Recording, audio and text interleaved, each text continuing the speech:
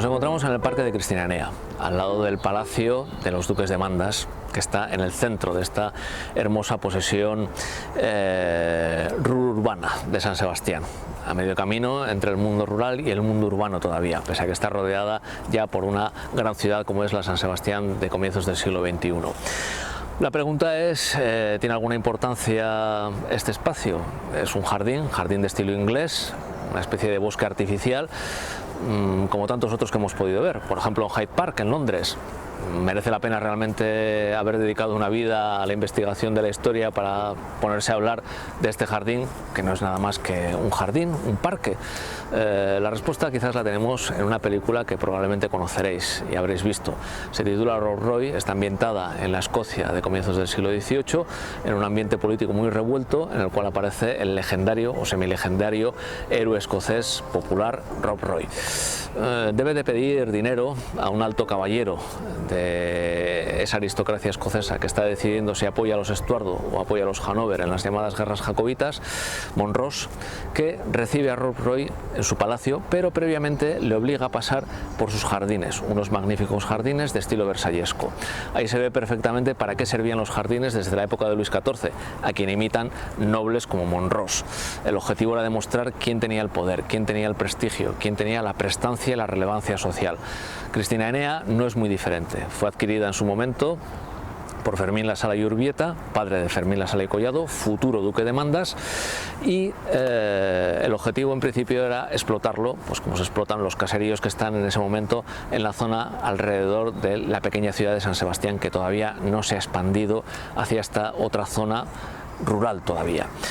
Posteriormente Fermín La Sala y Urbieta, que es un personaje a pesar de su corta vida, con una gran visión de futuro, se da cuenta de que esta posesión debe servir a su hijo para algo más. Y ese algo más es convertirla en un instrumento de prestigio. Es decir, hacer un proyecto con todas estas tierras agrícolas y convertirlas en un jardín que puede parecer un bosque natural, pero en realidad es un bosque artificial. Es un jardín, como digo, de estilo inglés. El proyecto se hace por medio de un paisajista de gran prestigio francés, que de hecho hace uno de los parques públicos de París, el de las Buttes de Chaumont. Es Georges Chaumont el que hace este proyecto, es ese paisajista de gran prestigio parisino, y todo se dilucida en el año 1863. En ese aspecto, Cristinanea sigue un destino muy similar al de la ciudad de San Sebastián.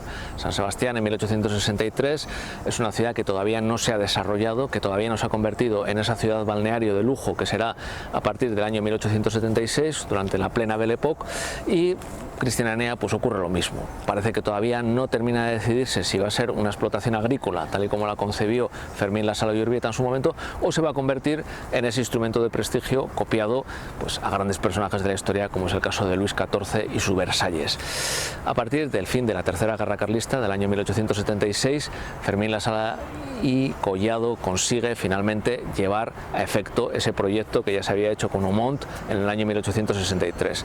En ese aspecto, tanto el parque como la ciudad crecen, digamos, en el mismo sentido, para convertirse en una especie de tacita de plata de la Europa de la Belle Époque. Finalmente, en eso es en lo que se convierte Cristinanea, en un lugar pensado para el prestigio, para escenificar el poder político de su propietario, en este caso Fermín La Sala y Collado, y por supuesto su mujer. Es un lugar para recibir a embajadores, a altos dignatarios políticos, o incluso alojarlos durante las vacaciones de verano, como es el caso de Antonio Cánovas del Castillo, jefe del Partido Liberal Conservador, gran amigo tanto político como personal de Fermín La Sala y Collado, y que de hecho pues pasará aquí largas temporadas en verano, cuando San Sebastián se convierte en la corte de verano, una corte de verano cortejada por otras potencias europeas como puede ser Francia o Gran Bretaña. El objetivo evidentemente de Cristinanea es ese, el de demostrar que están hablando con una persona que está en las altas esferas del poder, Fermín La Sala y Collado. Desde aquí reinan, por así decir, tanto Fermín La Sala y Collado como su mujer Cristina Brunetti y Gayoso de los Cobos en esa corte de verano llena de esplendor y magnificencia en la que se ha convertido la San Sebastián posterior a la Tercera Guerra Carlista.